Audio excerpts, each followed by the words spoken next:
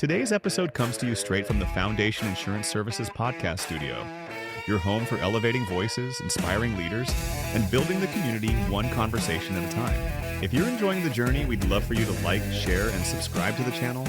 Your support helps these stories reach even higher. Be a good human.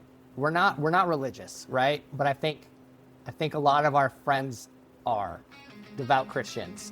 And I think the underlying message to any religion is just to be a good, decent person. Mm-hmm. You know, like, we're not going to be a bully. We're not going to make fun of people. We're not going to, like, get greedy and just be a decent human. I think if we do that as parents, we've done our job. Hey there, welcome back to Above and Beyond, where excellence meets elevation. I'm your host, Jan Simon, and this season we're raising the bar, diving into the passion, purpose, and defining moments of leaders who don't just aim high, they live there. Big ideas, real stories. Let's get into it. Today's episode is a special one because we're not in the studio. As you can tell by the background, we're coming to you remotely from one of the most legendary neighborhood hangouts you'll ever see, Lippy McGingersnip. That's it. Welcome. I'm honored to have you as our first out of studio? First out of studio. Built inside his own garage, it's a reflection of the man behind it. Welcoming, memorable, and all about bringing people together. Our guest, Brian Riley, is a relationship builder, a community guy, an amazing father to his 3 kids, and the proud husband to his much better half, Cheryl. This is a man who clearly loves people, loves family, and knows how to create connection everywhere he goes. Brian, welcome to the show. Have you for having me. Yeah. This is great, man. I'm excited just to hang out, talk a little bit. We'll share some stories. Dig into it. So cheers. Is there a pint limit? There are no pint limits. Okay. We could be trashed out on the floor when this is over. We might be. So I start every episode kind of running into where you grew up. What did that look like? I grew up in Enfield, Connecticut. Small town back east in New England. Great childhood. No regrets. It was just getting a little too small for me at the time, where I looked around and a lot of my friends were going off to college. They were going off into careers and I wasn't. So I had a moment where I was like, something has to change. So it did. Yeah? Yeah. Did you play sports growing up? I did. I played football and baseball pretty much my entire life. Okay. Yep. How'd that go for you? It was great. Yeah. Listen, sports back then were completely different than they are now. We're in a culture of you must win, and you build these teams that are just loaded with great players, and all they do is win. Yeah. Where back when I was growing up, it was more about development. Mm-hmm. And you play with your buddies every day, and you got better together, and you got coached, and you got developed, and you learned kind of how to win, how to lose. Kids are a lot better skilled today in their sports, in their particular sports. But a lot of times these kids are into clubs, and they win, and they win, and they win, and they do not know how to handle how to lose because they win so frequently because of the super teams and the club environment. It's completely changed from when we were younger. Yeah. It's I personally do not like it. There's a need for it, I guess, but I do think it prevents the kids from developing and just building those bonds that you had growing up playing neighborhood sports with your buddies. Yep. A lot of kids today, they don't play sports with their friends. They play sports with the best kids around. Yeah. And I think that's a big miss in our kids' development. Mm-hmm. Yeah, no, I think I would agree with that. I mean, I think, and really it goes beyond that. I'm totally a proponent of school of choice. Yeah. Right? I think people should be able to choose. But with that, I think comes some downfall because, I mean, you get, I don't like this teacher, so I'm going to move the kids. So now all of a sudden you've got kids growing up with kids that aren't in their neighborhood. Yeah. You know, and can you still develop and build those same relationships? It's like that whole thing where it's like, I just don't know if, and it's different. So like for me, I mean, I grew up in a very small town. It's like, this is the elementary school you went to. This is the middle school you went to. There's the junior high, you know, and you didn't have a choice. No, it was regimented, and I liked it, you know, like, I don't know, I don't know about you, but for me, those are my best friends still to this day growing up, are those kids that you grew up in your small town with, man. Like, it was good. I loved it.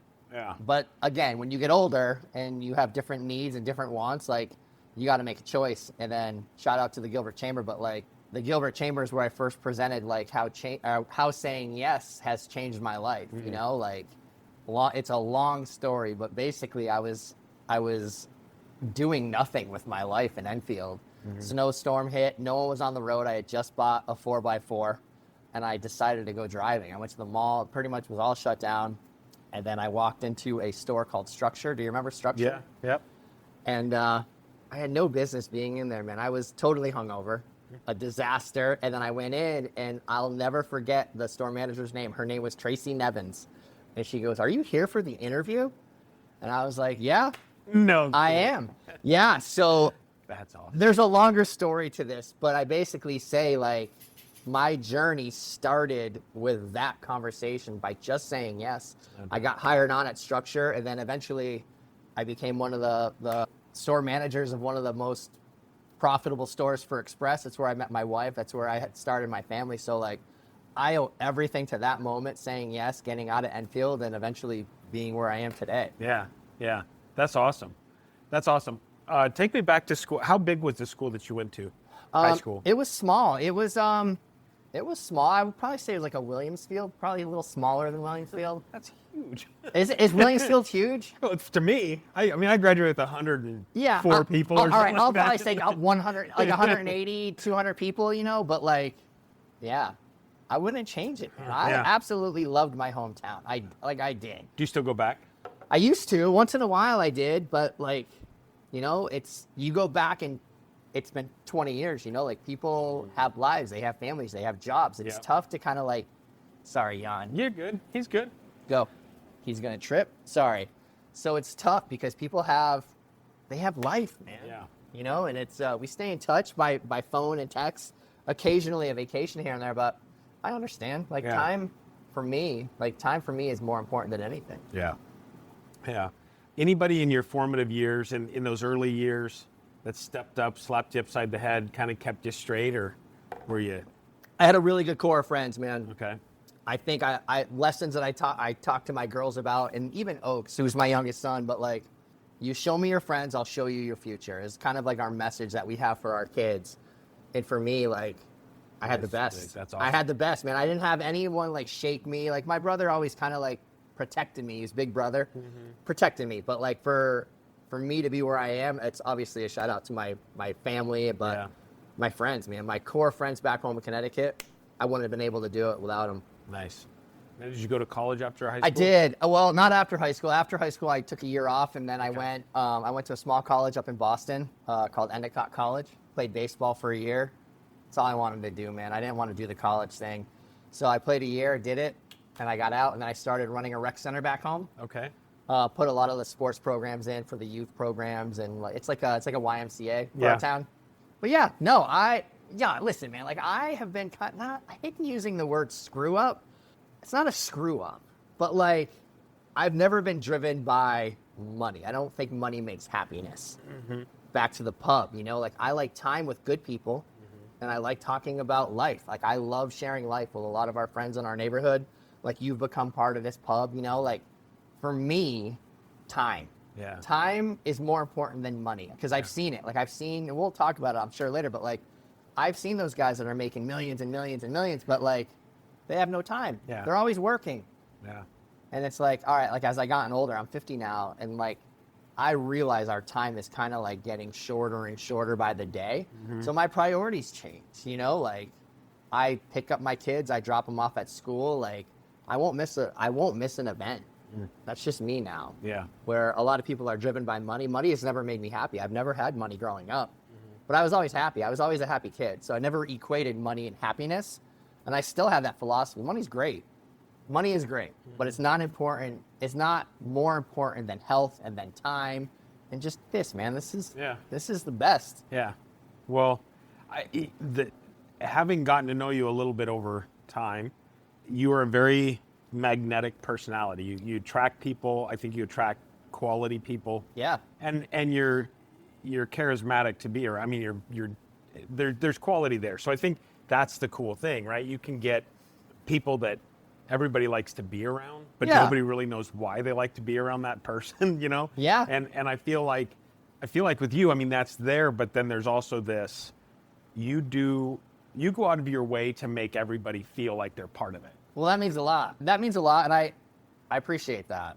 And I think regardless of who you're around, like if you, like today, like you are giving me some time, I'm giving you your time, I think that's one of the most important, if not the most important quality doing business development, because that's what I do, right? I do business development for Built Different Restoration. And my whole thing is if I give you time or vice versa, if you give me time, there's no distractions. There's no phones. There's no side conversations. Like ATVs. Well, no, this is kind of like an everyday cool, Sunday though. morning, this is like freaking awesome, but normally the door is open and people will come, like I'll have like maybe 20 to 30 people a day come by and have a pint and we'll watch some sports and we'll just talk about life. We'll talk about kids, we'll talk about careers. And in our neighborhood, like we have just a variety of people from all walks of life. But when you come in here, everyone is just, I don't know, it's an equal, like there's nothing that I want out of conversations with people. And we were talking earlier, we were talking earlier off of camera, but like in the beginning of my career, I don't know if you're going to talk about this, but I had no idea what I was doing because I was all about retail. It was retail for 20 years, and it was great to me. I loved it. But then COVID happened and everyone thought we were dying. And then I kind of saw the writing on the wall when they shut us down. And luckily we were considered essential workers. So they allowed us to go in and just do online fulfillment ships. And then when we reopened, it was all of the restrictions. It was masks, it was gloves, it was wiping down with antibacterial liquids. And it was just like, all right, like this isn't happening. So I had a great opportunity with a great company out in Colorado, Hazelton Construction. They had a restoration arm down here, and they were going to do restoration along with development with some of the larger construction companies. And they asked me if I wanted to come do business development. And I was like, I have no idea what that is. But going back to the power of saying yes, I said, yes, man, let's do it. And I got my teeth kicked in. I had no idea what I was doing. No idea. And eventually, like, they ended up relocating. They went back to Colorado. Long story short, saying yes gave me the opportunity where I am now, working for Bob, working for Built Different. But like from where I was all about selling, just not being me. And there's an example, so I'll get back to it. But like now that I'm more comfortable in my role and I've got my teeth kicked in, I met some really good people, some people in multifamily, insurance, like these guys I consider they're very good friends, right? I don't sell anymore. Like I hate that word sell. I think connecting, building a relationship, like you were a target of mine when I was with another company because you're in insurance, commercial insurance, and like I went in there when I first probably met you. I do remember the day. I don't remember how we conversated, but I know I probably went in there trying to sell you that you need me as a business. And now I flipped. Now I connect, and I don't lie. Like we're at a golf tournament on Friday, and we just rebranded. So like I gave a girl one of my cards, and she's like, "Oh my God, I remember you." She's like, "I remember this card." She's like, "We got to get back together." And like I looked at Shayna when she had left, and I was like, "She's so full of shit. There's zero chance you remembered me because we've just got these cards in, like." And I looked at Shayna, and I was like, "Look, lesson. We never lie. We never lie because you start getting into that lie or you're getting into telling them what they want. Like, it just doesn't work. Connect with me. And if we don't connect, that's fine. You might connect with someone else down the road. But I want to have business. I want to do business with people I like, I trust. Mark Newman talks about it. Know, like, and trust, right? And that's stayed with me. And I observe everybody when I'm out. And I learn from them and what they say and how they approach. But like, it's big. Like you have to learn. You can't go in there not wanting to learn from somebody. Well, and I think too, I mean, to your whole point, and it's crazy because I've been in sales positions that are boiler room sales positions, right? Dial. And I truly believe I'm the worst salesperson in the world because I can't close a deal. Right? But it's because I want the person to make the decision that, yes, you're the person I want to do business with. And I'm not going to chase you down. I'm not going to scrub at your heels and beg you. And I will do what I can to be a friend or a colleague or a consultant for that person. At the end of the day, there's a million insurance agents out there, just like there's a million restoration companies. So you got to do business with people that you know, like, and trust, right? 100%.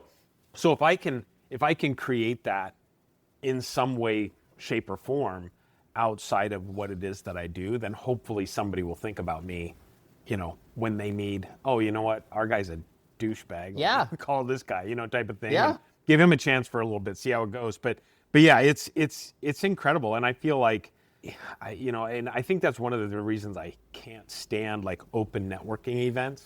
Because people like, you know, shake hands, hand on card, shake hands, hand on I card. hate it, man. And the number of mailing lists I'm on from people that I've met at events like that, Yeah. I'm just like, just lose my contact information. Yeah. So it's like, but anyways, were there moments that influenced you or shaped you into who you are today? Oh, that's a great question. It's a great question. So I was in LA. My dad had passed away, and I was just doing time as an associate for structure, right? And one of my managers at the time was like, hey, you got to kind of get your shit together, you know? Like, I went back, handled business, and then I came back to LA where I was like, all right, you know, like, I got to figure this out. So eventually I got promoted to assistant manager, and then I took over the largest running express store in California at the time, you know, like, and that's kind of where I found me, because I was able to implement how I coach. I used to coach baseball back home.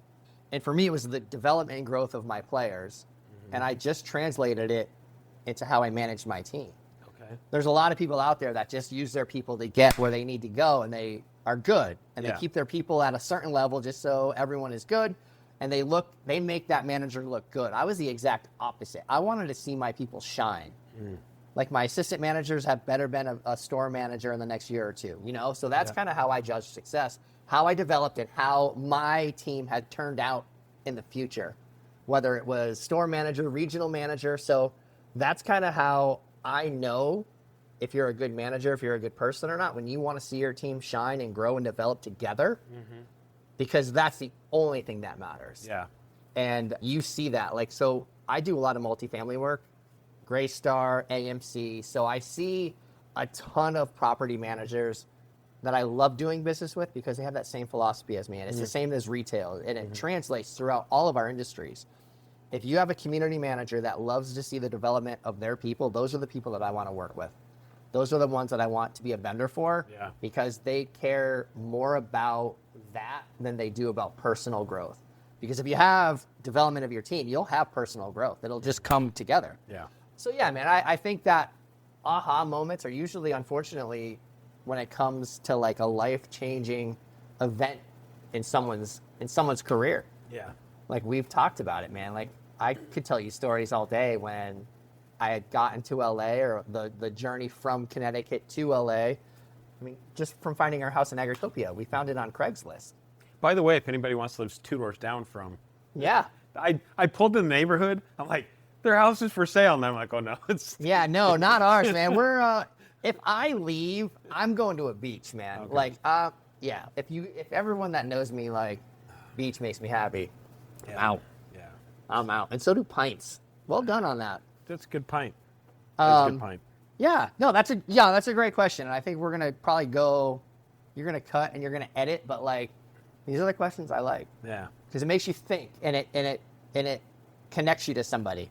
Who were specific people in your life, maybe a manager, maybe your parents, maybe older brother, that really had influence on kind of tuning you into who you are? I mean, obviously, friends and all that stuff building you along the way, but was it really just a self-discovery, or was there somebody who kind of took you and said, you know what, I see something here that could be developed? This episode is made possible by our partners at Built Different Restoration. When water, fire, or mold damage hits your home or business, you need a local team you can trust to respond fast and do it right. Learn more at builtdifferentrestoration.com. Shout out to Guidance Alliance, a trusted peer advisory group for business owners who want honest answers, not motivation posters. Small groups, weekly sessions, ideas that actually work. Visit guidancealliance.com to learn more. Shit, man, I don't know.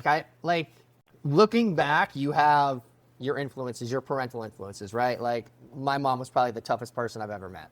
worked her ass off for us. Like, mom obviously was that role model. I don't know if I ever had that wake up moment other than me kind of like self-reflecting and figuring it out for myself. Gotcha. And then again, like once your spouse comes in, it changes the whole dynamic. And I always say this, I'm the fun one, Cheryl's the smart one, right? Like she's been a huge influence of me. I don't tell her that enough, and I don't want to get too emotional, but like if I had to say one person, I'd probably say mom as like just one of the toughest people I've ever met.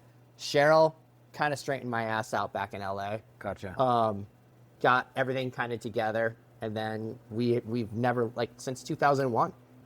What was it about Cheryl that clicked you in? I mean, do you remember seeing her on the sales floor and going, oh shit? Oh yes, but I can't talk about that. Oh, yeah, I can't talk about that. So we had like side bets. We had side bets, man, and it was so. She was the crown jewel. There's a very long story to this, but Structure and Express. So Structure was guys, Express was women, and we were in Sherman Oaks, California, and then I was in our store when we got the news that Structures were closing, and they were like, hey, like they sent whoever was in charge of that at the time, they sent him in. And I had a discussion to him. I was like, hey, that women's store down the hall is like 3 times our size. Why don't you take our guys' product and put it into the girls' store and do a dual gender store? Okay. I swear to you, a week later, we got a memo saying, all right, we're not closing. We're going into Express Women. So I was the guy. I was the guy that You're the whole reason. Did Express how it is today. It No was doubt. dual gender. Yeah, that is a 100% truth fact. But yeah, man, we had fun because it was our guys team and then our girls team. Oh my gosh. And then it was Michael Weiss and Leslie Wexner, notorious for Jeffrey Epstein. He was in charge of Bath and Body Works. He was in charge of Victoria's Secret, limited brands. So he came into our store and invited the guys to a new event in Hollywood for the Express Grand Store opening. No. He had Cheryl work it. So Cheryl was working the fitting rooms. Okay. And I was a personal guest of Leslie Wexner over at an opening. No kidding. I won't say it, but I'll tell you offline. Creepy dude. Creepy dude. But hey, like it was fun. But little things like that, like it's stories, Jan, you know, like you meet so many cool people throughout your life, and I hope you spend time with them, man. Like I played in a Japanese baseball league in LA. Okay. Yeah, met some great people, learned about the Japanese. Never drink with the Japanese. Never drink with They will drink you under the table. No kidding. Oh my gosh, yes. But they're Is sake, is that what it is, or what? It's sake bombs. Okay. It's sake bombs. But yeah, man, like What do they say once it goes down? And there's something like when you put the yeah. I chopsticks say in the sake, you say bomb, sake bomb, and they whack the table and you chug it. Man, I had the best time with those guys. But growing up in Connecticut, when the predominant race was white, Yeah. going to LA, like I sold all my stuff. So I sold everything. The girl I was dating at the time, we drove across country and just figured it out. But like at the time, you go from Whiteville in Connecticut, and then you go into Sherman Oaks, California, and you see Persian, Armenian, Israeli, Black, Hispanic. And it's mind-blowing. It's mind-blowing. Like I remember, and I'll go back and tell you a story of that. So I was on a mic once, and a lady was speaking Spanish to me. At the time, I had no idea. I'm much better now. But I got on the mic, and I was like, hey, does anyone speak Mexican in the store? None. Yeah, and like all of my buddies were like, dude, what did you just say? And I was like, what? And like they gave me a lesson. So basically, they gave me a lesson, but I learned a lot, and I applied it. You know, like I took over a store that the workers were predominantly white, in a store where you had a mix of customers.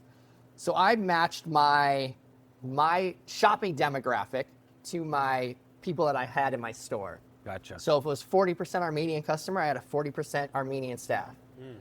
And then sales went through the roof. And we were generating sales. We were number 1 store in the country. Wow. And it was because I identified and we kind of like course corrected and we just coached. Little things, man. Yeah. Little things that you can do to your business and that just can blow it up. Yeah. Challenges and setbacks along the way. A lot. Yeah. lot. How do you overcome them? How do you get through? I don't get rattled, man. I don't. I don't get rattled. Support. You let Cheryl carry it? I do. I let Cheryl carry all the stress and the burden of all of my screw ups. Like, It's pretty just go out to amazing. the pub. Yeah. I'm in the tavern. Yeah. Like When you figure it out, let me know. drinks, I guess. No, man, like anyone, we're alive. We're good. Like life could be so much worse. People tend to always just focus on the negative where I'm like, all right, like how could it be worse? You know, like what could be worse? Yeah. If that answered your question, if not, then we Yeah. can revisit. Kind of somewhat. So we talked a little bit about, and I may have boosted your ego, but talked a little bit about how you're a connector. You're a people person. I see you as a people person. I like people that I know aren't full of shit. Like for me, Are you a good judge of character? I do you think? am. Yeah. I'm pretty dialed in. Yeah. That I will die on. Like that's the hill I'll die on. I'm a snowball. I don't know how you say it. Like I trust way too easy. People told me that over time. Like, Yeah. dude, you got to just. So I need somebody. Like Christine's kind of that person for me now. She's like, you might think about that. A little Yeah. bit. But I coming from that retail environment. So like you obviously have people that walk into your store and there's people that try to steal from you, right? So I always tell people, listen to your gut, listen to your instincts. 9 times out of 10, we stopped listening to our instincts a long time ago. But we have an instinct in our body from the evolutionary times of our being, right? You're in a cave and there's a dinosaur out there and they're like, dude, don't go out there, you're gonna get eaten. yeah. And then like they go out there, they get eaten, and they're like, oh shit, I should have listened to my gut, right? Right. So I always tell people, listen to your gut. And if something inside of you is telling this person is not for you, cut ties and go. Yeah. When I was done. I had left First Onsite. I was one of their national team members in Arizona. I won't get into the story, but I left. And I was done with restoration just because of that industry. You know this as an insurance guy. Oh, yeah. We'll talk. So we're going to talk about trades. So the trade industry in Arizona is as crooked. Can I say crooked? Is as crooked as it possibly can be. And when I say that, there's a lot of trades out there that work and operate on a referral-based business. Are you familiar with that industry? Like Yep. the referral-based? So I've always hated that. I've always hated that, and I've always hated people that I've networked with and partnered with and grew a relationship with that practice that. I think there's companies out there that do just really good work. You know, like there's some plumbing companies that I work with that just do good plumbing work, and I don't worry about. No kickbacks. I don't want to. And I don't know if we can use kickbacks, but I don't want it. Like Right. I don't. I just want you to go represent me while I'm not there as good as you can and do great work, and I'll keep sending you money. yeah. But a lot of these resto companies, plumbing companies, like, and it's mainly the larger ones, like anything that has dry in them or Force or Lux. I'm not going to name any names, but like the bigger ones, right? You're a plumber. I'm one of those guys. You call me. Just by calling me, you'll give me $1,500 cash. Just by calling me, the resto company. And then like, Wait a second. Just to call you. just to call me and I come out, we put our flag down. Jan, here's $1,500. Oh. And that's the going rate right now. So if I'm wrong, I'm sorry, but that's the going rate as of maybe last week. And I will challenge anyone that wants to challenge me on this. Like this is 100% true. But in the end, the restoration company's not giving you $1,500. You're not making $1,500 from the restoration company. Yeah. You're making $1,500 from that customer that you went out that needed your help. Yeah. And I think that is why I stayed in the restoration business. You know, like when Bob interviewed me, I was like, man, I'm done. Like, I've seen some crazy shit out there that I do not like. And he was like, give us a shot. And I did. And luckily him and Marcus have been phenomenal. And that is a practice we don't use. If I partner with you and if I send a vendor out, I get nothing. Our company gets nothing. It's just more of, hey, you do really good work and we're going to continue sending work. And that's how it should be, in my opinion. Yeah. But if you do have a loss and you have a plumber that comes out and says, hey, let me call these guys, ask them first if they get a referral fee. Because if they do, then you're going to lose that money. Yeah. That's just how it is out there. Yeah. And it stinks, but that's kind of the environment in roofing, plumbing, restoration. Like it's just Windshields. Windshields. It's the Wild West out Yeah. there. And so back to your question, I will not surround myself with people that do that. I know them, they're good people, but I won't do business with them. Yeah. This podcast is powered by Above Par Network, where networking isn't about awkward mixers or endless pitches. It's about genuine relationships, real opportunities, and having a good time doing it. If you're ready for networking that actually works, visit AboveParNetwork.com. This episode is powered by 5 Leaf Financial, expert accountants, tax preparers, and CFOs who help you make smarter financial choices. If you want peace of mind around your finances, visit 5leaf.net.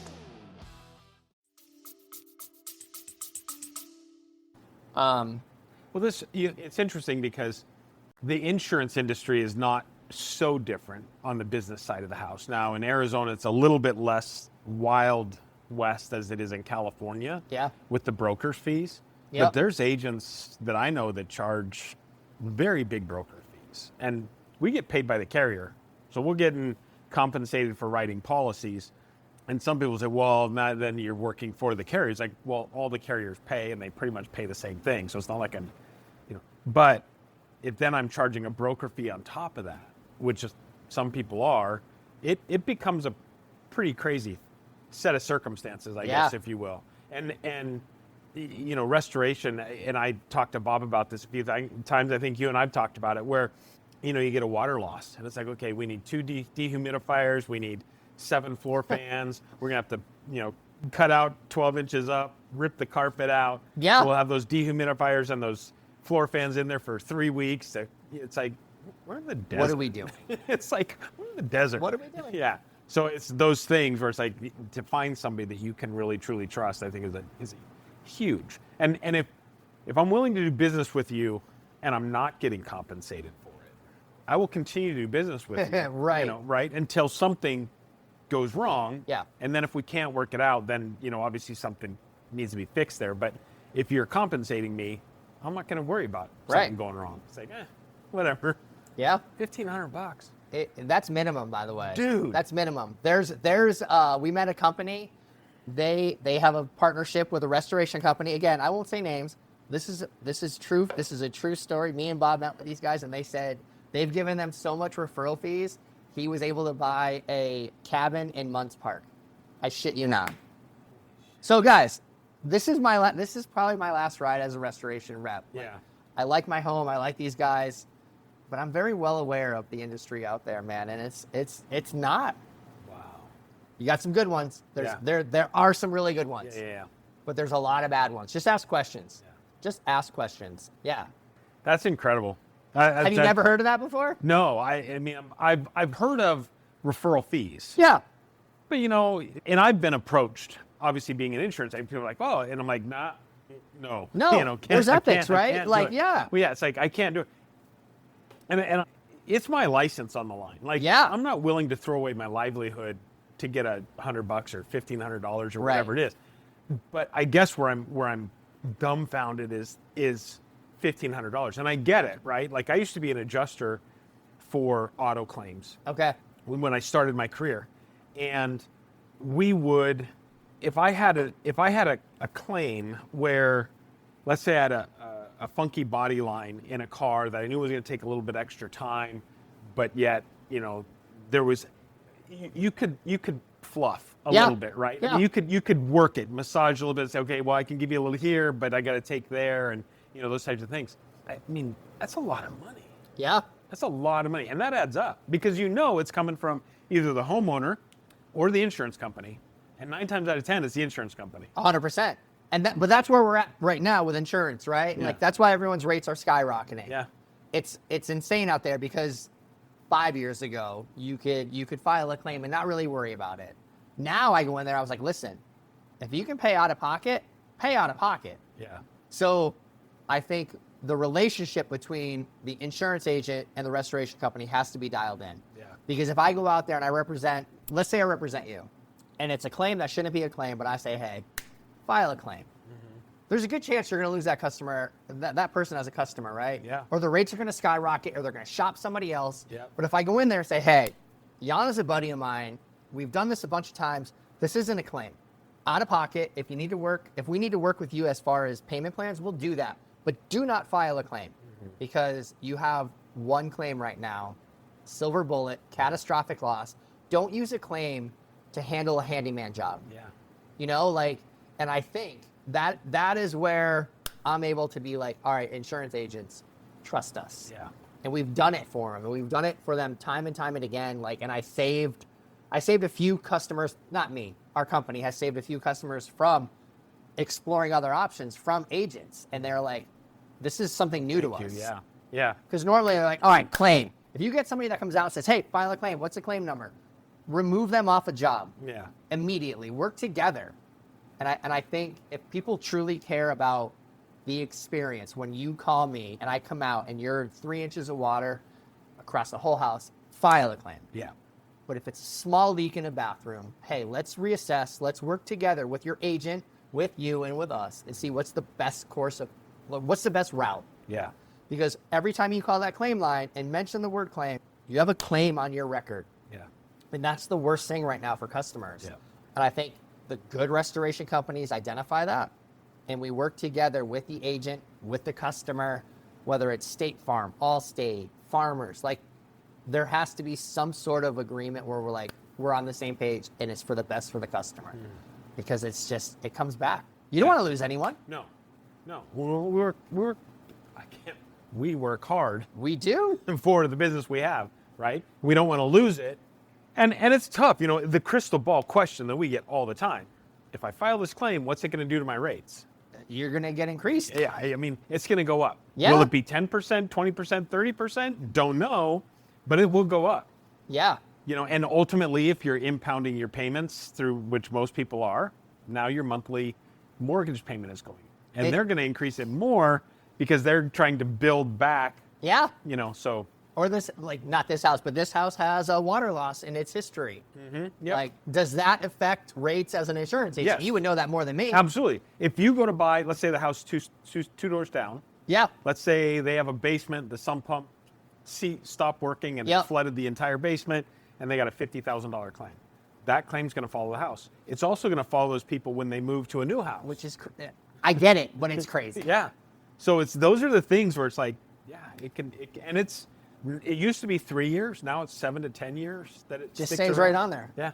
So I have a surprise for you. you- I have a surprise for you. What's So, I hate to brag, but we are probably the only place in Arizona that carries a particular beer. Would you like one? yes. All right. But we won't. Yes. This is very special, by the way. This is America's oldest brewery. This is called Yingling. Yingling. So Yingling, I was able to get some Yingling. Did this get what are they? Cheers. We get it air shipped in at Lippy's. No. Yeah, we get it air shipped along with Guinness and Kilkenny. We've got 12 taps, 14 taps plus a cooler. That's good. It's good. That's good. Yeah. This is America's oldest brewery. That is really good. I've never had that before. Good stuff. Yeah, man. First. Well, thank you. You're going to remember this. I am. So I wanted to tell this story because I hope, and if you're going to address this, I'm sorry, Let's but do like it. when I present, like my first presentation is about how yes has changed my life, but I end it a quote that says, people will never forget how you make them feel. Mm-hmm. And I think whether you're just starting out or whether you're established, I know as an agent, it's got to suck to have people come in and solicit you. Oh. But you could either be kind or you could be a jerk. And I think there's too many jerks out there. So I have a story. So when I first started with First Onsite, I was given a community. It was a development by Wood Partners. Okay. And these were the Alta properties. And they were the best teams out there, beautiful communities. And I went in and I totally bombed. And I tell this story to everybody. Like, she is one of my favorite people on the planet in our industry. Like, she is just kind. So I went in and I fumbled and I stumbled and I was the worst salesperson, right? And she was kind enough to agree to go to a lunch with me. So she took her team with me. Her name was Danielle Paulson. She's a regional now. She's just a great person. She's a friend of mine. But the impact that her kindness had on me that day is kind of how I operate in my industry now. A new BD comes up to me, I will always give them time. because of that experience I had with Danielle and her team at Alta over at Cooley Station. So when you're out there and you're getting solicited, or you're having just a bad day, and someone comes in and asks you for help or advice, or they're looking for maybe an opportunity to build business with you, give them that opportunity. Yeah. Because the impact that you have on somebody that comes in could be potentially huge. Yeah. And not only did I gain a client, but like, she's a friend of mine, and she opened up some amazing opportunities for me out there. And it's because I remember that, and that team will always be my priority because of that kindness that one day where she didn't need to be. Yeah. And she was amazing. So I've applied that every time where I'm in a bad mood. Someone asks me help, like, I'm in. What do you need? How can I help? 100%. Even if it's somebody in my industry, like, I have no problem introducing other BD people to other of my contacts. I'm not trying to pat myself on the back. Yeah. Relating to what you're saying. I'm the same way. Like, people have joined the chamber or other groups, and they're like, hey, you should talk to Young. Yeah. You know, an insurance person. Yeah. They come talk to me. They're like, hey, I'm dealing with this. There's so much business out there. And I'll tell people, I'm not the right agent for everybody. Sure. I talk too much. I like to educate people on what they're buying. I like them to know what they're buying and make an informed decision. I'm not going to try to make it a transaction. Hopefully I will be there, and I tell people, look, everybody has my cell phone. So call me. Yeah. I may not answer right away, but I'll answer as quickly as I can. Right. But I feel like if I can help, whether that's develop or shape or form or instill knowledge upon somebody where I fell down, dude, I wish somebody would have done that to me 20 years ago, 30 years ago, you know? Yep. Said, hey, maybe if you had done this, you know, had I started something back then, you know, where would I be today type of thing. But anyways, no, I appreciate that. I think that's the key. That is the key. Just be kind. So I talked to Frank. So Frank, APN guy, I just started to speak to him. He's been great to me. Bob introduced me. But I told him last week, I hate exclusive groups. Yeah. And it's because I like earning business, earning friendships, earning time. And if you put me in the room with 20 restoration companies, I might not be the right guy for 10, but I might be the perfect guy for 10. Yeah. And I think those groups, because I've been in other groups where it's been exclusive, where I'm like, I'm not referring this person because I gave them an opportunity and they blew it. Yeah. So you're kind of stuck. And that is why, like, the Gilbert Chamber for me has been awesome. Like, I met some great people. Elder, Karen Hansen, Jeremy P.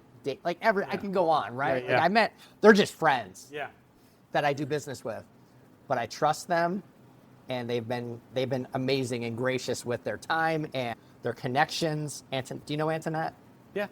Has been amazing for me. Her and Marty, that is my group. Yeah. But I love the format of APN and being not exclusive because it gives me the opportunity to see more people and earn their business and trust.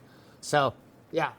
Well, it allows you to, you said it. I was going to say, you know, develop, but earn the business. I mean, if I'm in an exclusive group, and I won't name a name of an exclusive group, but if I'm in an exclusive group, there's almost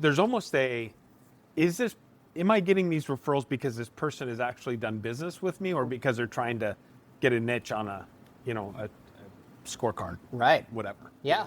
So it's tough because I think there's value in both, but at the same time, I would rather somebody think of me because I've developed a relationship with them and they're like, hey, you know, I do business with this guy. Yeah. You should too, you know, type of thing. Let's talk legacy for a second. Yeah. You got Cheryl. Yep. Keeps you straight and narrow. No? 100%. Yeah, man. You got the 3 kids. Yep. What does legacy mean to you, and where do you think you want that to look like when you're gone? What do you hope they say about you? Oh man, I gotta take this in because I will get emotional on this. And I won't do it. I won't. Like, everyone that knows me, like, every story that I tell is 100% true. Whether it's things that I've seen in the restoration world and I present it to the chamber, or like my first, like, everything. And I think I'll go back to your question. Okay. Everything that you speak to and you talk about, it has to be true. You can't go back and you can't circle BS, right? You can't recover BS. Yep. So you got to be honest and truthful. My legacy is I just want people to know he was a good dad. That's it. Time, I was there, I cared, I loved, I guided, and then it's up to them. Yeah. It's up to them. So like, yeah. How old are your kids now? 16, driving, 16. 12, and 10. So I have some time. But Yeah. when I get buried, I just want people to say he was a good dude and then he was a great dad. I'm probably the best husband on the planet, but like... We'll have to ask Cheryl someday. You can interview her down the road. We'll get a second opinion on that. But no, that is my legacy, Jan. Yeah. Yeah, that's my legacy. And I tell people, like, so when we were doing our will, we were doing our trust. Have you ever done that? Mm-hmm. It's the worst. Oh, it's horrible. It's the worst experience in the world. But there was a question, and Cheryl's a mess. And there was like, this poor lady that was doing it with us. She had asked, she's like, it was end of life. Like, what do you want? You want to be buried? You want to be cremated? And I was like, hey, I've been thinking a lot about this. And I'm like, and I'd really like to be stuffed. And like, she was like, what? And I was like, I want to give all of my friends some time with me to take me out. Like, just prop me up. Just like a jukebox or whatever. Stuffed dead body with like a pint in my hand, you know, like just take pictures, hang out with me. Oh my God. That's funny. But no, man, I can talk about that just because it doesn't bother me. But my legacy will be just to be a good person and a great dad. That's, you remember Alma? Rita? Yes. So I would meet with her. I met with her a few times, obviously before she passed, but out at Gilbert Memorial Park, and we would joke about, I definitely want to be cremated. Like, nobody wants, I don't know. To me, it's like, yeah, whatever. But I'm like, I think I do want like a monument, but I want it to be in the ground so it looks like just a plate. And when you get close enough, it's like motion sensitive, so it pops up, and there's got like a reader board on it. It says, "Hey, thanks for coming and visiting me today." You're like animatronic. Yeah. I get better. Like they bury you like feet first, but you're standing up, and then you pop up, and you're like an animatronic yawn. Replace all my joints with metal. Welcome to my space. Like, oh my God, that would be hysterical. That'd be funny. Anything you could do to make people laugh. Oh yeah. Because there's not enough laughter out there anymore, man. And I don't know what happened. I think it was COVID. Yeah. COVID made everyone kind of crazy, and it seems like we haven't broke out of that yet. Well, I think what COVID did, in my opinion, is destroyed trust. Yeah. Like, truly destroyed what little trust was left between authority and Agreed. Non-authority, Yeah. so to speak. And people just don't know Yep. how to deal with that. Let me ask you this: like, while you've done this, 2,500 downloads, you don't really talk a lot about politics. No. And I get it, but do you find we've become so broken? People can't talk anymore, whether you're left or right. It seems like no one can have a conversation without losing their mind. Yes. And it's unfortunately because I noticed that Facebook posts, social media, which is the worst, right? Oh, yeah. It's the worst. Yeah. But I think when you're in a room with somebody and you have different views, I think that's what makes our country great. Yeah. And you shouldn't hate somebody because they believe something else. Right. They should be able to have a conversation at least. And if you agree to disagree, whatever. It's like, yes, number one, I try to stay away from politics just because it is so polarizing, right? Yep. I have my beliefs and my feelings, but I also like to think, and you talk to people who know me, they may say no, not. But I like to think that I'm open-minded enough to be able to listen to and hear somebody else's point of view. I may not agree with it, but at least hear it. And there are times when I see things and I listen to stuff and I think, how could anybody think that X, whatever, is even logical? Right. Right? Like landing on the moon. Right. Because that never happened. Yeah. JFK assassination. Right? I mean, I'm peeling the label. Yo, you're like, why did I agree to do this? I talked about the moon landing at the chamber once, and they were like, now I think I have the majority of my chamber referral team agreeing with me. Big thanks to Maritime USA for sponsoring the show, helping businesses simplify payment processing and reduce unnecessary fees. If you're tired of overpaying to accept cards, it might be time for a better option. Learn more at maritimeusa.com. This episode is supported by Rocks Ink Calligraphy, where every piece is created by hand and designed to be remembered. From custom calligraphy and engraving to live event personalization, Rocks Inc. turns meaningful moments into lasting art. Learn more at rocksinc.com. There are definitely some holes in the story. There's a lot of the holes, Jan. You can be honest with me. There's a lot of holes. It's a very interesting concept. Yeah. But I'm glad that we are finally potentially going back. But let's just do it. Or going. Do it. Let's just Whichever do it. it could be. Right. But yes, no, I agree with you 100%. And it doesn't really matter what it is. I mean, everybody wants to throw darts at somebody else, right? Yeah. They're not willing to stop and go, is my way of thinking the absolute? Right. Or is there possibility that because my experience of growing up in my life or one thing. I mean, you talked about growing up in a white Connecticut. Yeah. I grew up in a white Washington State. We had one black kid in my family, I mean, not my family, in the town. He was adopted by a pastor in the town. There were quite a few Hispanics or Mexicans in your there you go. world. Yes. But, it wasn't a very diverse community. It was a very white community.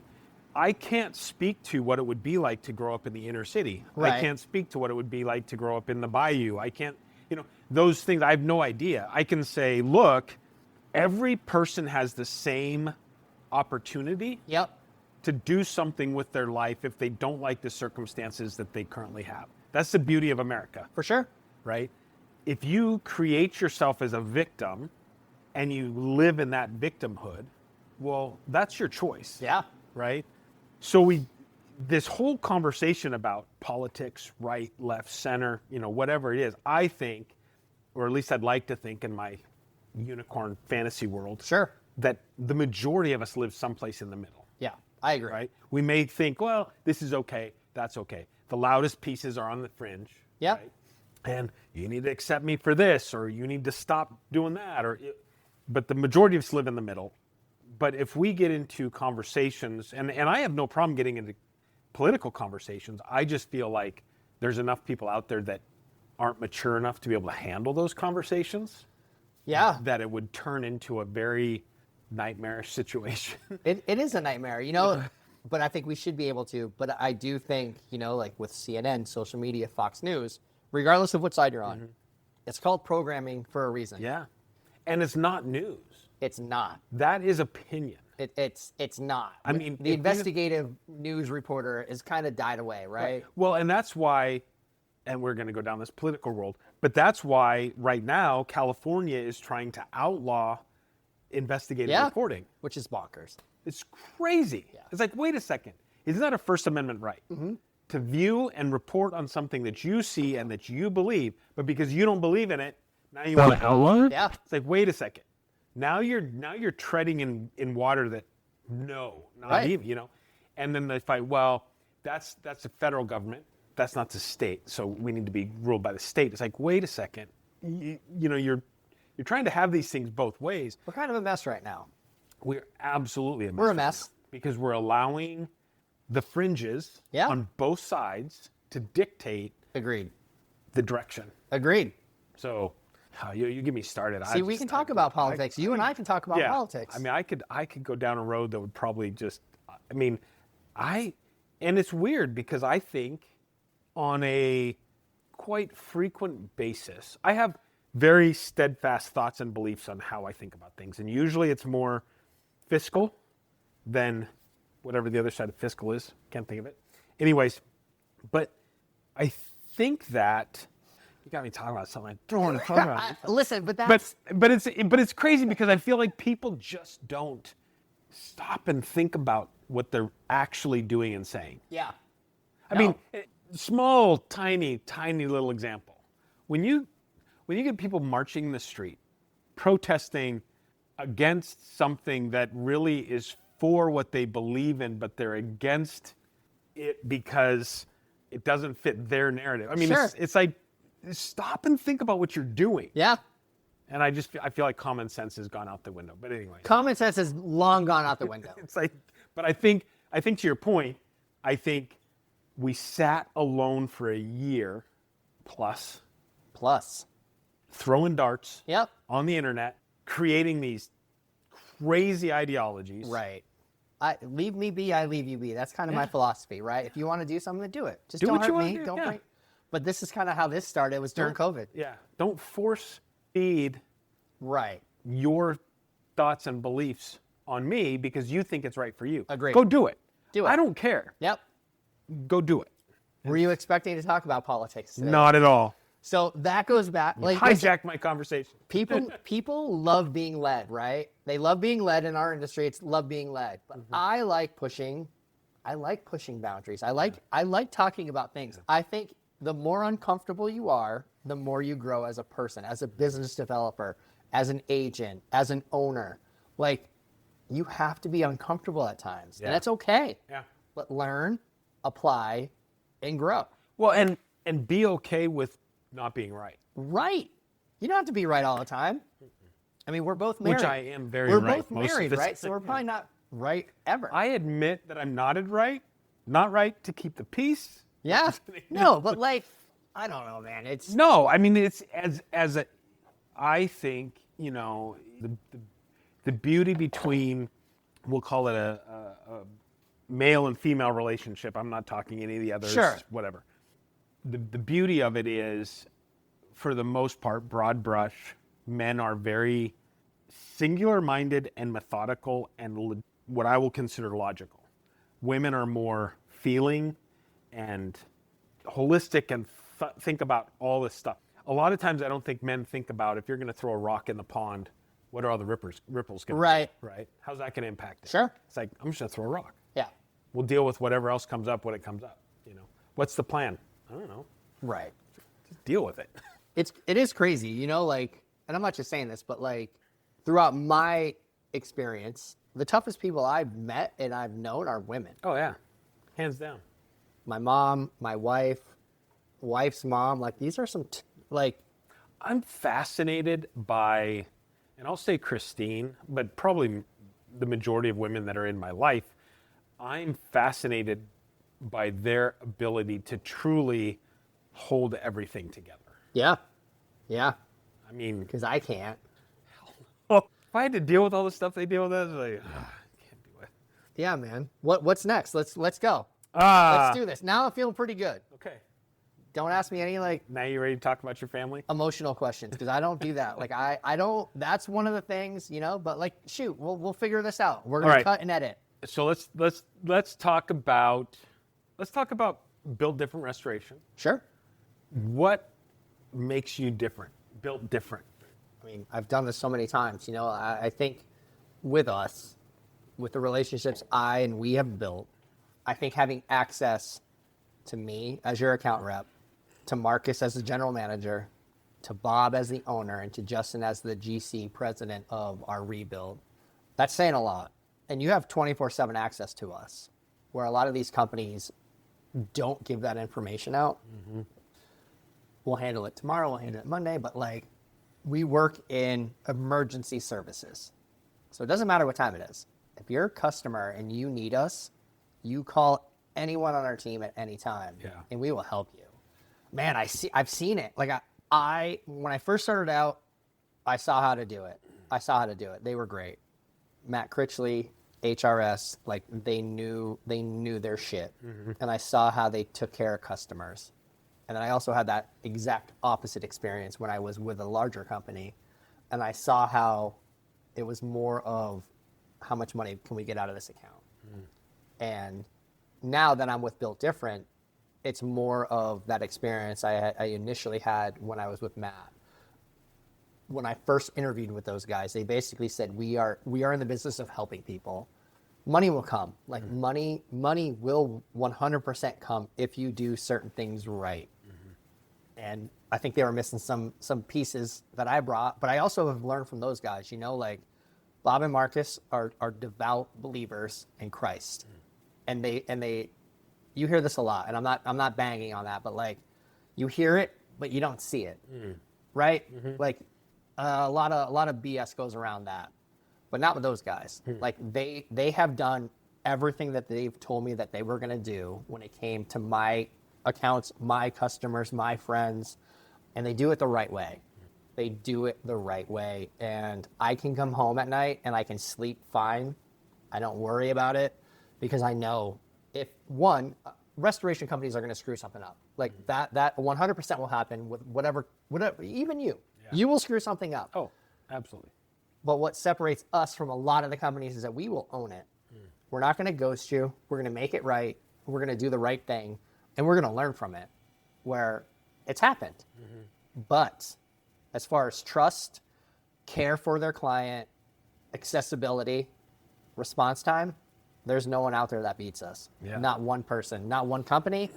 And I think that is what separates Built Different from everybody else. Like, we've been able to grow pretty quickly, not just because me or not because of Shayna. It's because our team is aligned in all of our beliefs. And I think that's a pretty special thing. Yeah, that's awesome. Yeah. See, I say that so many times, but like, I truly believe that. I'm not a believer. Like, I'm not. And Bob and Marcus and all those guys know it. Like, they know that. But I can tell anyone that's watching this, listening to this, those guys are the real deal, and they truly will do the right thing regardless of the situation. So I love working for those guys. That's awesome. Yep. That's awesome. At this stage in your life, what's your focus? What are my dreams? Yeah. I mean, what is it that you want? I mean, we talked about legacy a little bit. Yeah. But what is it that you want to do? I mean, because money's not money. I mean, you're wealthy as wealthy can be. All right, that's not true. I am not. I am not. But I also live within my means. Yeah. Like a lot of the people out there that are like, I need the best car, I need the newest fashion, I need this, I need that, and I need a lot of it. I've got everything I've ever wanted. Yeah. So I don't need the Beamer. I don't need anything. Yeah. I've got it. Make sense? Yeah. I mean, you have a Mustang in the driveway, so. Do you know that story about that? It's an amazing story. It's incredible. It's an incredible story. It's absolutely incredible. That's not my Mustang. No, I know, it's Cheryl. My Oaks was like, "What's your dream car?" I was like, "Nissan Maxima." He's like, "You already have it." I was like, "Exactly." But my dream car is a '67 Camaro. But like, I'm not gonna go out and buy a '67 Camaro. I'd rather save that 40 grand. I actually have a friend who's got two of them. Maybe he'll sell me one.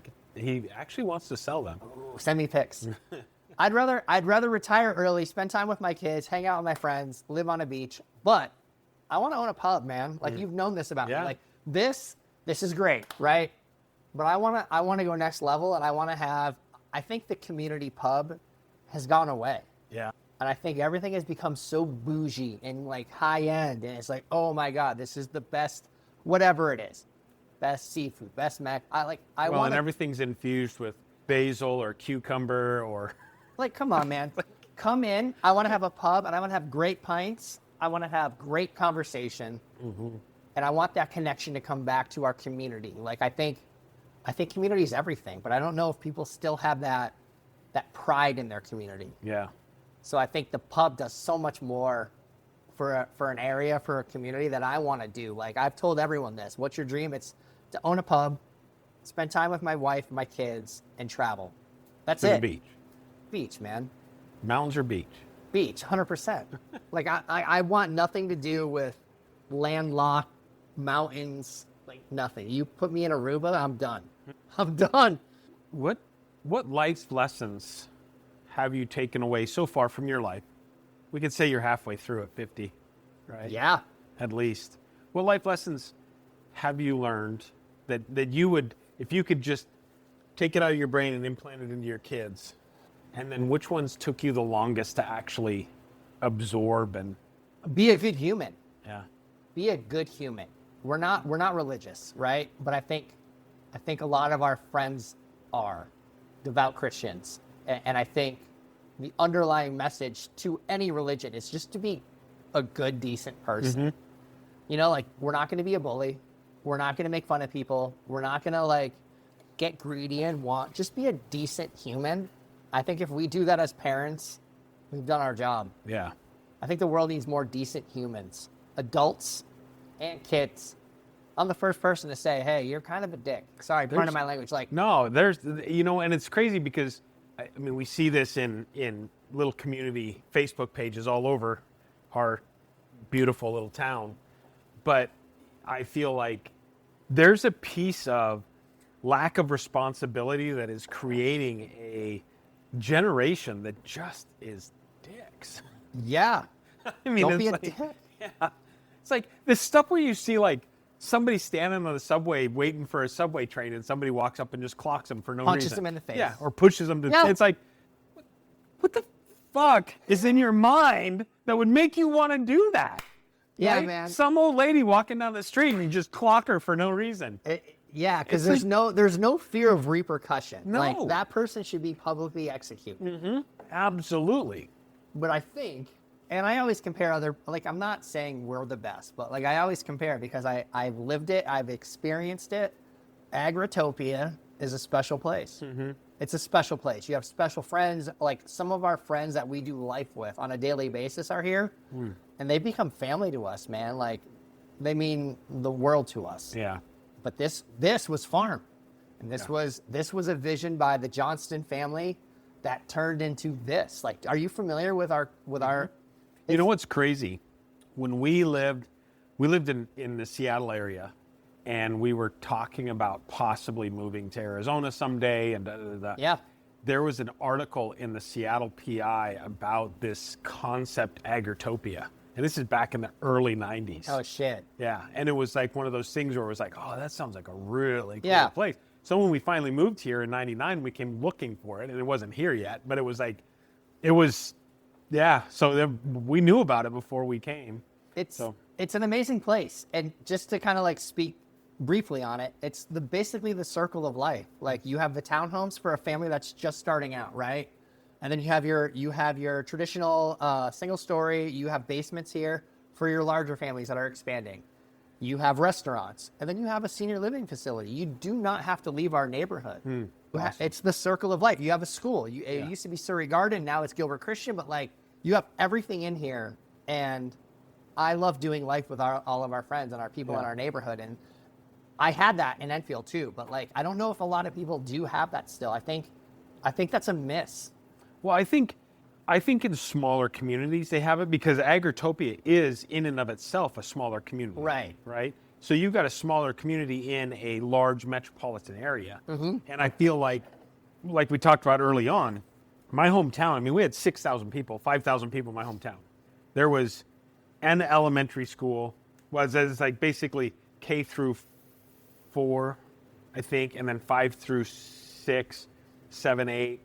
You know, I mean, it's like, but it was like, that was where you went, you know, and you didn't have a choice. Yep. You could homeschool, but that was so Different time. right. Different Not time. then, right? But so I think there's a disconnect. We've become so drive into our garage, close the garage door, go inside, Yeah. get out, go. And the thing that you've done here, especially with the tavern, is brought them inside, right? I mean, the times that I've been here and the people that are here, it's impressive. I Thank mean, you. know, and then you do the Irish band on the trailer, and Yeah, man, it's a special place. I always tell people, like, until you experience it, it is a magical place. Like, and I know I sound crazy, like, you got to come in and experience. I mean, it. I'd buy 2 houses down from you. I just don't know if I could do Christmas. Dude, you And I love Christmas. love Christmas. Yeah, but we're the type of people that's like, oh, shit, I forgot a dozen eggs at the store.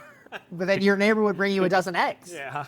You love Christmas. I And love so here's my Christmas. thing. Let's talk Christmas. You have the ability to provide a core memory for a lot of kids that don't have this. Yeah, that's true. So 20 years from now, these kids that are walking through our neighborhood with the magic and the lights and Santa, they're going to do that with their kids. And I think for us as Agritopians and as very good neighbors in the way our neighborhood was built in design, if you have a problem with that, shame on you. And 2, anytime you can create that magic for somebody that doesn't have it, they don't, right? Look, we're very aware of the people that are walking through. Yeah. They love it, they enjoy it, but maybe they don't have that in their neighborhood, that we can provide it. You do that 100% of the time. And that's a hill I will always die on. Like, this magic in our neighborhood, it's not from me, it's from everybody. It started off with Tamarisk and Virginia Street, but it's grown. And it's a magic I'll never let not. It is amazing. I mean, obviously thinking about it from a homeowner's perspective, if I had to live it for a month, right? it would probably wear on me. However, the magic is the only way I can put it. It's magic. Walking in, and it's crazy because I do decorate my house, and I've got an idea this year. Christine may or may not like. Just say yes. But anyway. So, but I would say it's on the level of Disney from a perspective of the magic that you come into. So, I applaud you, and I agree with you 100%. I mean, when we go look at Christmas lights every year, a lot of times it will be, it's parked 5 miles away. Right. And walk in, But there's certain neighborhoods that every single year we go drive through. Yeah. Just because, they leave that impression. And you're like, oh, this person, freaking grumpy old Billy over here doesn't decorate, Don't do it. You're not, listen, don't do it. Don't move into here with the idea of you're not going to decorate. Yeah. You'll get publicly shamed. Yeah. And if you're going to do it, walk. Yeah. One more round? We are back. What else you got? Back. We're still Jan, I'm recording. going to go, we'll go our third and final. Schmiddix. Schmiddix. We have it on tap too, but I'm going to give it to you in the can. Red ale, nice. You ever have a Schmiddix? Not in a can. All right. Cheers. Thanks for having me. Thank you. I loved your podcasts.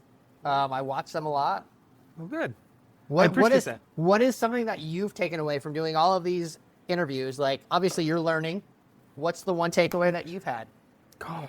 You didn't think I was going to interview you? No, that's a tough question. The one thing, I would say that we're not so different from each other, and which really is kind of why I started the podcast in the beginning, because I wanted to have conversations with people. Yeah. When you probably experienced this, but when you go to networking events, especially like, what do you do? And you say, I do insurance. They're kind of like, glazed over. I need to go that way. Look. But dealing with businesses all the time, I felt like in life, we all deal with the same shit. We've all been bullied at some point. We've all had to, pull up our bootstraps and, fight through it. Yep. We've had loss. We've had, all that stuff. So I think it's just solidified that we're not so different, and it doesn't matter. And I think most people want opportunity. Yeah. I would love to be smart enough to figure out some widget that I could make that you could sell 72 billion of them. I got $1 for every one you sold, and I can just sit back and be like, I'm not that smart. No. Actually, I've probably thought about those things, but the minute I've thought about it, I've forgotten about it because I don't know how to do it or whatever. But, the majority of people want to live their life. They want to be happy. They want to be able to provide for their kids and their families. But the podcast has allowed me to have conversations with people that I don't know whether real or not.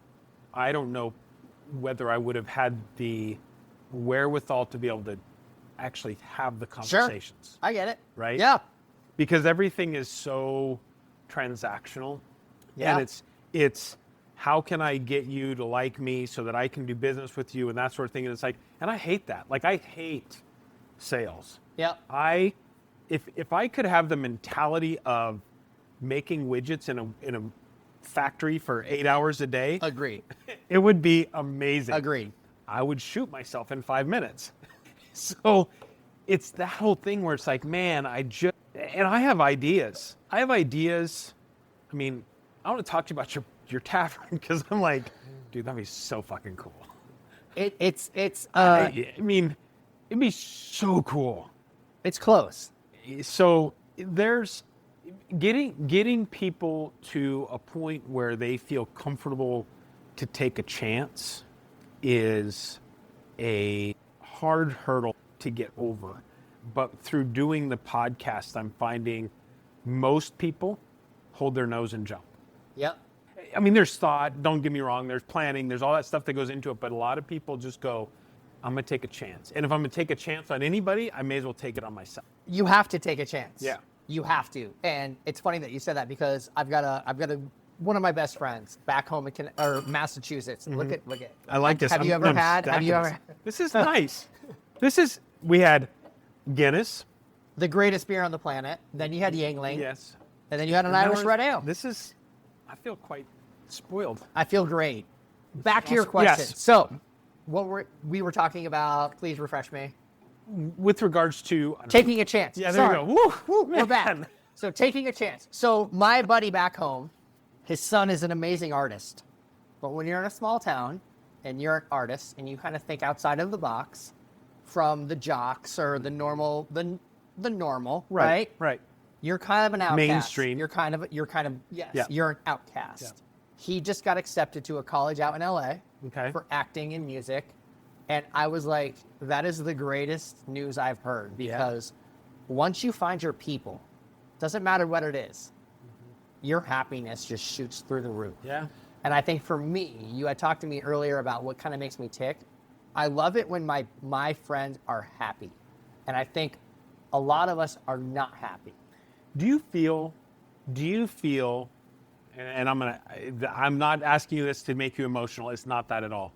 But as a guy, as a person that I am, and I feel like you and I are very similar in the way that we deal with life. When Cheryl's happy, you can do no wrong. Or it gives you confidence. 100%. I think when, not just a spouse, or not just Cheryl, but when your spouse, when your spouse is like, when you connect, supportive, not just happy, but like if your spouse is like, hey, Jan, you have an idea, and she's like, hey, you should do it. We're all in together. Yeah. The more that you're in together with your spouse on anything, the happier I am. Yeah. Because there's nothing I'd rather do than do something with her. Yeah. So if I have an opportunity to do a pub or to do like a trip, like all of my friends were like, hey, we're going to go Key West. Let's go. I was like, all right, me and Cheryl will be there. They're like, what? You're going to bring your wife?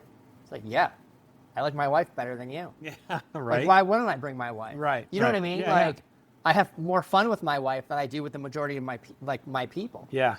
And they're like, well, it's guys' weekend. It's like, well, have fun. Like, I'm going with her, man. That's yeah. Experience that with her. Yeah. Yeah. No, I mean, I just feel like anyways. No, continue. Maybe I didn't answer it. No, you did. I just think there's this confidence boost when you feel like, and I think you said it accurately more than I did, because it's when you feel like that person is, I'm going to say behind you, but it's not I'm standing behind you so you can do what you want to do. It's not that. It's they've gotten behind whatever the vision is. It's interesting because you talk about the pub, and Christine at one point, her and her ex-husband owned a gelato shop. I could see her in we'll call it a retail environment, but I'm not talking clothing retail. I'm talking hospitality, more restaurant type environment, where because she loves to talk to everybody and anybody. And she'll talk for hours to anybody and everybody. It's like, whatever it is. I mean, it's like, and it's amazing to me because I don't have that gift. I mean, I can talk to people, but I don't have the gift of. Oh, I can talk. Oh, I love talking. So it's incredible because I think that's cool. I mean, anyways, I don't remember where I was going with that. No, but let me piggyback on that because you had mentioned something, and I know you weren't saying this the way you said it, but like I've never liked behind you. Yeah. And when we walk, it doesn't matter if it's Cheryl or if my kids, like my girls are on the side of me. Like I hate the whole philosophy of who's behind you. What's your wife? No, my wife is on the side of me. My kids are on the side of me. Like no one's behind me. Yeah. But once that happens, once we're like in alignment, yeah. Hey, we have this idea. Like everyone knows I want to open a pub, but once my wife got on board, it changed everything. Yeah. It was like, all right, now it's game time. But yeah, I think you're a lot stronger when you have your spouse, not just wife. Like alpha females are out there. Like there's a lot in APN. There's a lot out there, right? Mm-hmm. You're stronger when you're together and you're in alignment than you are with somebody behind you. Yeah.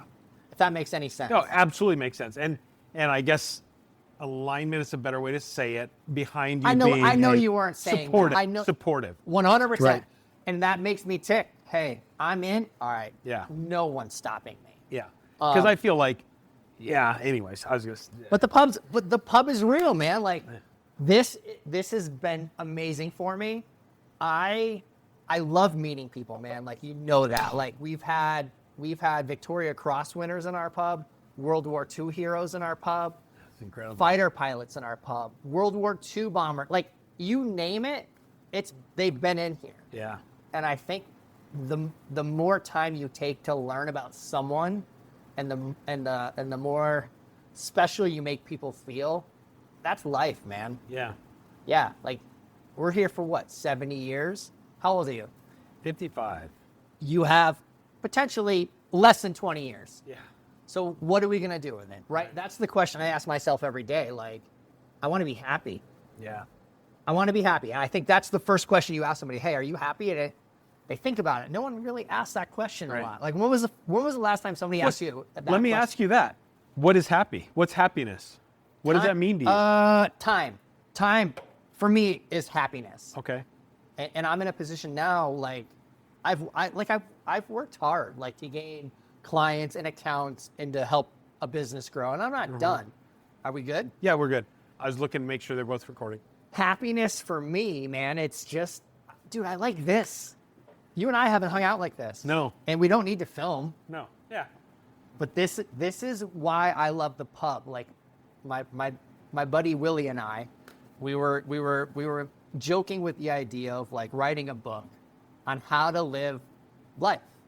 Like, what makes life a good life? And it's just the people you surround yourself with, whether it's professional or personal. Don't take any shit. Don't be unhappy. Like, and make course corrections as you go. But, like, all these pictures on this wall is the entire growth development of my life with these people, and they've been amazing. Yeah. Like, do life with people that you love. Are you successful? Depends on what you consider success. What do you? Do I make? It doesn't matter what I think of it. Listen to me. If you told me I was going to have this when I was 15, I'm in. But going back, man, like, I've never equated it with money like this. All these pictures, when you look at these pictures on the wall, that's more important to me than anything. Yeah. Anything. You could ask a billionaire that, but they might not be. Yeah. Because they don't have this. Yeah. Get all the money in the world. They earned it. They did whatever they wanted. But the majority of those guys are just not happy. Yeah. I'm thrilled. I love my life. Well, that's good. And success is what you want it to be. Yeah.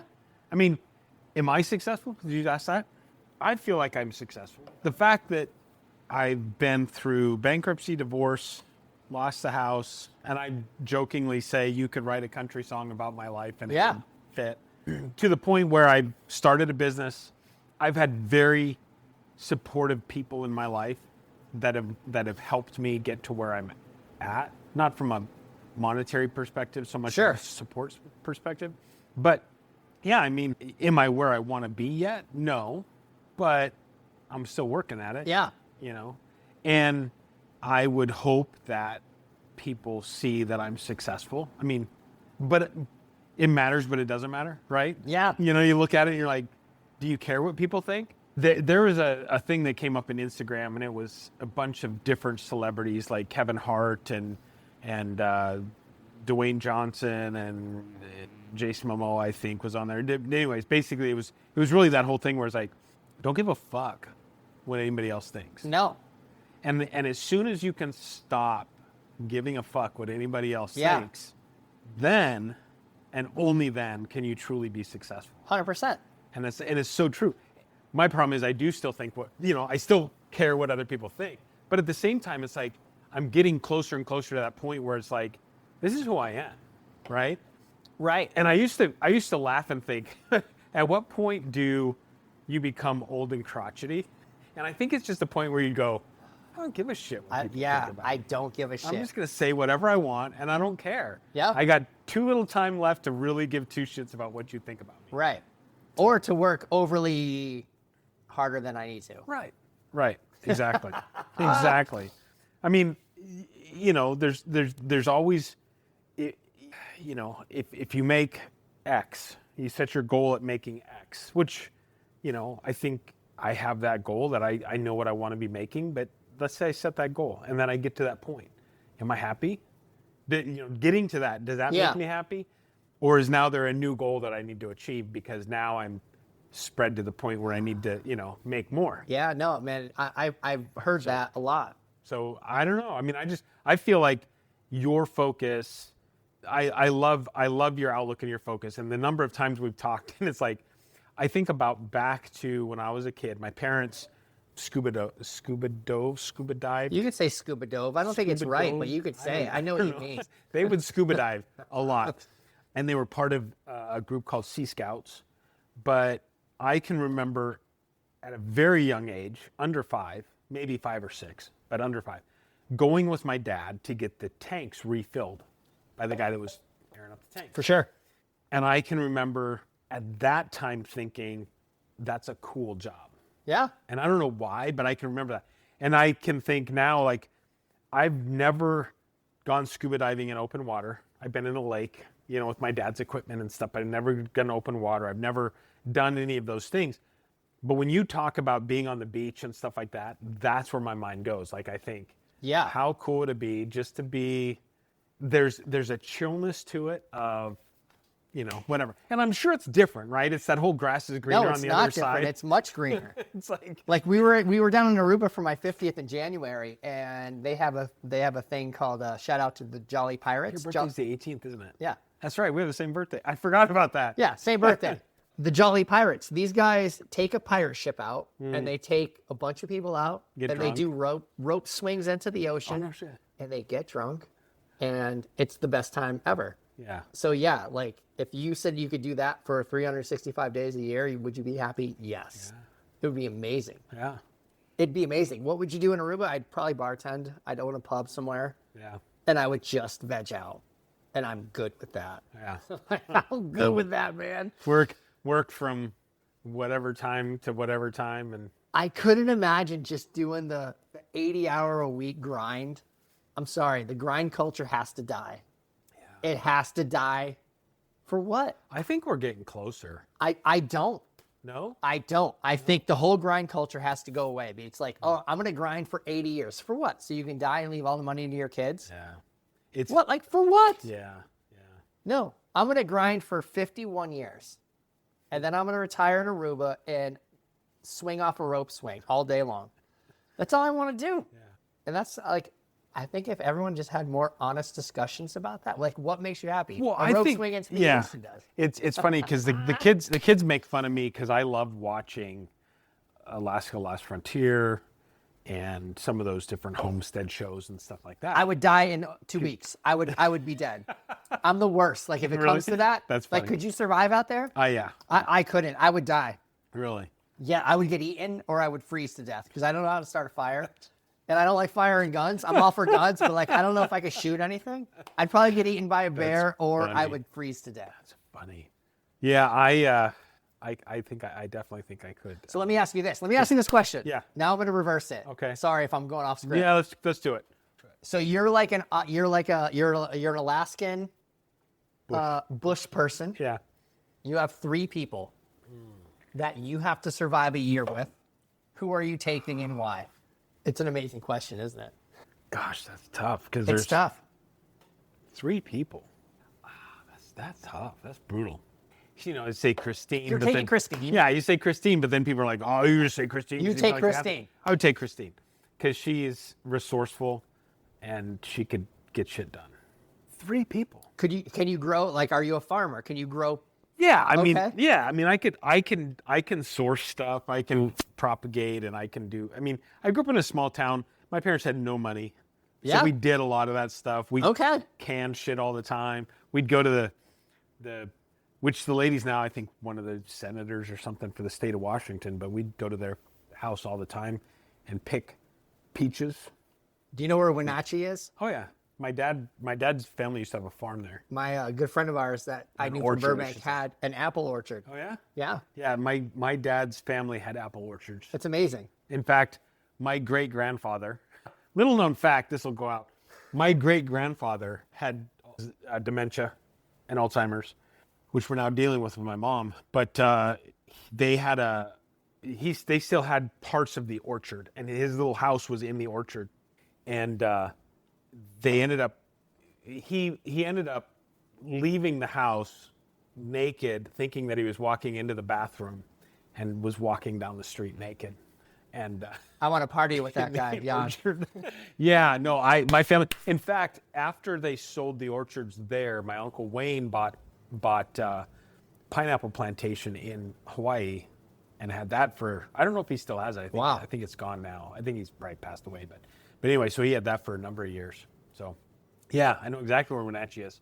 That's really In fact, cool. my favorite town in the entire state of Washington is Leavenworth, which is just The best place to go for Christmas, I've heard. It is amazing. Yeah. If you guys ever have an opportunity to go either for Oktoberfest or for Christmas, the Christmas lighting and stuff. It's like a German town, Bavarian, right? yeah. Bavarian, yeah. And you roll into town, and it's like, some of the best wineries have their wine stuff there, but then you've got beer like there's no tomorrow, and fresh baked bread and pretzels. That'd be and amazing. Bratwurst and sauerkraut. I mean, it's just like, it's authentic. That's good. Amazing. Yeah. That's amazing. So if you ever get a chance, Leavenworth is my favorite place.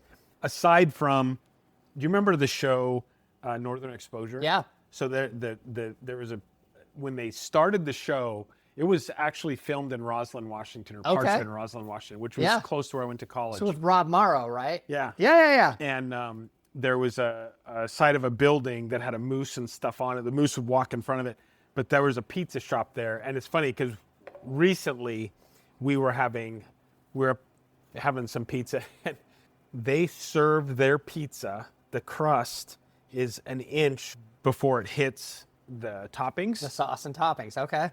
But they then serve that with powdered sugar and honey. Okay. And that's basically dessert, is powdered sugar, honey, and the crust. On the crust. Yeah. And it's called Roslyn Pizza, but I think there it was called something else. But anyway, so that, I love Washington. That's amazing. There's some great places up there. I mean, it's funny because people are like, you love it so much, go back. It's like, I don't miss the winter, at all. Because humans shouldn't live in the cold. Oh, it's freaking cold. Or like the rain. Well, you grew up in I did, but Connecticut. like my friends still stayed there. It's like, all right, like you have a 4-hour flight. You can come back to like sunshine and happiness. Right. You want to stay there?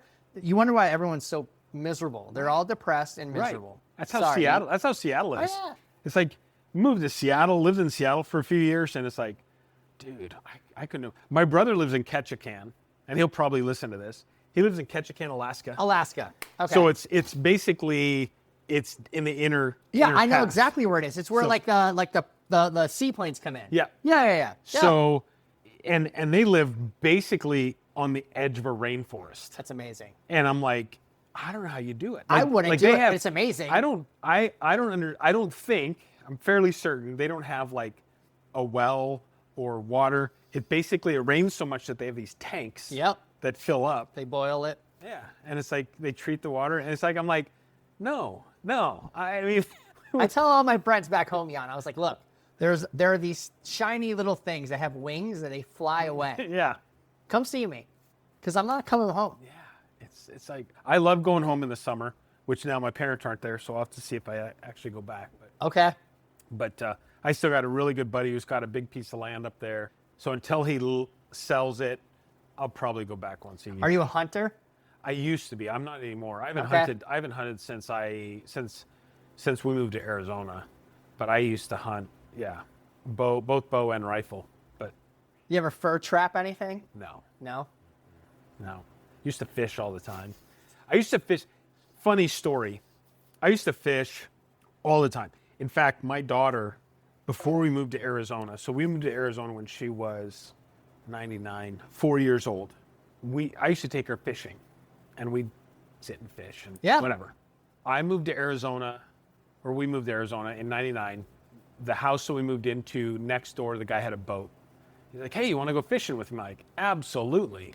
We went up to Saguaro. I'm standing on the dock as he's putting the boat in, and I'm thinking, I will never eat a fish that comes out of this water. Oh, yeah.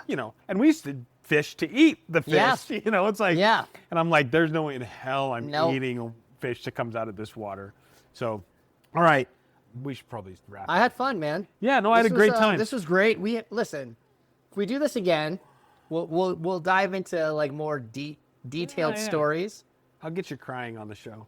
Probably not going to happen, but we'll talk, man. Well, I really appreciate it. One more question. If you could today go back and talk to your 13-year-old self, what words of wisdom would you tell yourself that you wish you would have known all those years ago? Stick with the blondes. Always blondes. Travel more and just enjoy yourself. Enjoy your time. I think traveling, I never traveled until I met Cheryl. I really never got on a plane. But traveling for me recently, like the last maybe 10 years, has opened up so many different feelings, whether it's mine or my kids. Like we were out in Barcelona and it's Spanish. My oldest daughter. Mexican? No, Spanish. Hey, you see where I went with that? Yeah, I did. It wasn't Barcelona. It was Spanish. But my daughter was able to like communicate with the servers, Really? the hosts, and I was like, wow, like this is amazing. Awesome. So I would tell you, if anything from this today, travel. Yeah. Travel as much as you can. Go and see as many places and meet as many people as you can that don't necessarily have the same views as you or the same government as you. Like just go and travel. Like I love watching Anthony Bourdain with my kids. He was all about travel and food. And I think when you really break down us as a species, it's travel and food. Meet as many people as you can. Go to as many places as you can and just experience it. You don't have to document it. You don't have to social media it. Like, just go and meet people. Like, my wife and I, so Cheryl used to live in Aruba for 7 years. Her dad was an engineer for Sunoco. And he was an engineer down there at the oil fields. And we've been going recently back. And we've gotten to the point where we land and we go to our resort hotel and they know us. And they're like, Brian, Cheryl, welcome back. Oh my God, they give us hugs. Wow. And it's because you take the time to learn their story and where they're from. Like, dude, like you said earlier, we're not different. Yeah. We're not. It's that stupid thing. Yeah. It's the things in our hands that divide us. Yeah. Just shut it off. Go meet people. Yeah. You can go anywhere and meet people, and we have the same want in life. It's just to be happy, to be left alone, and to have our kids be as safe and as protected as they can be. But it doesn't matter where you go. That is the core belief everywhere. Yeah. But travel. Yeah. I would tell my younger one to just travel as much as you can.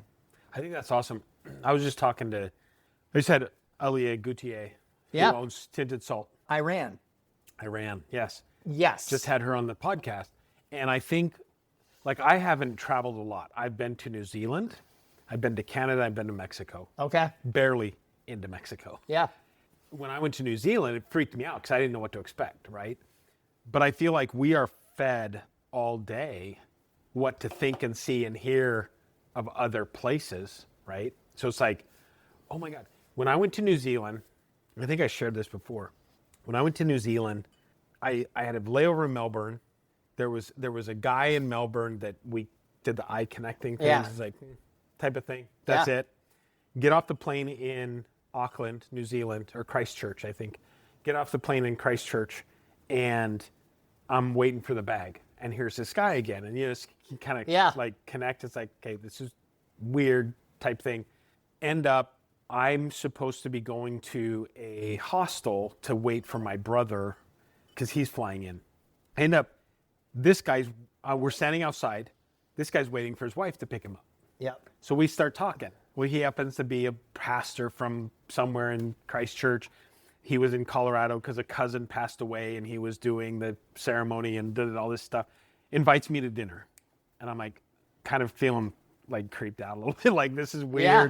But I'm you know what? Okay, yeah. He goes, yeah, we'll take you to dinner. Your first night here, we'll take you to dinner. I'm thinking, this is cool. I'm going to get a true New Zealand dinner my first night in New Zealand. You know where we went? Outback. Kentucky Fried Chicken. Oh, shit. Kentucky Fried Chicken. That's the best. Yeah. I mean, different experience, but it was one of those things where it's that was my aha moment that, you know what? We're all the same. Yeah. It's not that different. And what you see on TV is not what's going on out there. It's not. And I watched her briefly, the Iran. Yeah. And then every time you kind of like watch people when they travel, they're like, hey, where's your favorite spot? And it's always Iran, Iraq, random places. Yeah, and it's Persia, like these people are amazing. Yeah. But we're taught through programming. Yeah. You gotta hate the Iraqis. Yeah. You gotta hate the Iranians. You gotta hate the Russians. Yeah. And here I am thinking, oh, does she live on a dirt floor in a clay hut? Yeah. You know, it's like 100%. no. You live in a pyramid? Right. Sorry. But like, yeah. that's, Right. Exactly. And it's our that's our perception that we ignorance. get. It's our ignorance here. Yep. But that story was amazing. And every time I watch, we all have the same wants. Yeah. Yep. So it's like, where's the disconnect? Why are we doing this? Why are they doing that? When does it stop? Control. Totally like off topic. Oh, yeah, absolutely. But I've met so many of my good friends are Iranian, Iraqi. I've got a couple like Russian, like we're all the same. Yeah. We are all the same. Yep. It's just we're divided through that thing. Yep. You're told what we should Which is believe. crazy to me. Exactly. Well, Brian, Always. appreciate it. Thank Yeah, you man, very it was much. great. Hey, you had a gift for me. I have a gift for you. Oh, I love it. This is for an addition of your bar. Although, I mean, you don't drink a lot of hard alcohol. I do not touch tequila, but that's it. I love this. Yeah, so it says I went above and beyond. It's got your name on the back of it. Hopefully you have me And back. you've got oh yeah, of course. And it's got a challenge coin in there because you went above and beyond. So appreciate you taking the time on a Sunday to meet with me. This is amazing. We finally got together. So You're doing some good things, man. awesome. Well, I I'm appreciate proud it. of you, Thank you. and I'm glad to call you a friend. Yeah, well, thank you. Thank you very much. Yeah, man, for sure. This is Brian Riley, and I went above and beyond. Lunch mobs buzzing, ideas in the air. Golf outings where stories we share. Beyond the fairways, friendships grow. In APN's embrace, opportunities flow. No happy talking, just real deals. Authentic connections, the kind that heals. From Palm Springs to Pine Top Grace. APN's network spans every place. Above Par Network, we're going above and beyond. Reaching new heights. In networking realms, scaling the heights. From mixers to golf, our spirits unite. APN's the beacon, our guiding light.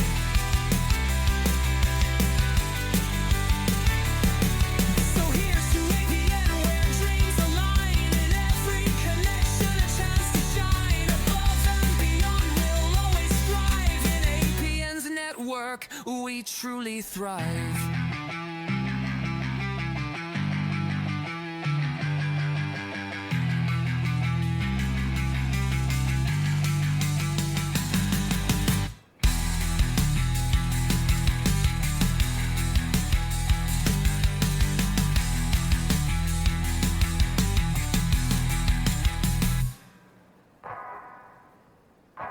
Before you go, if you want marketing that actually moves the needle, check out lzrmarketing.com.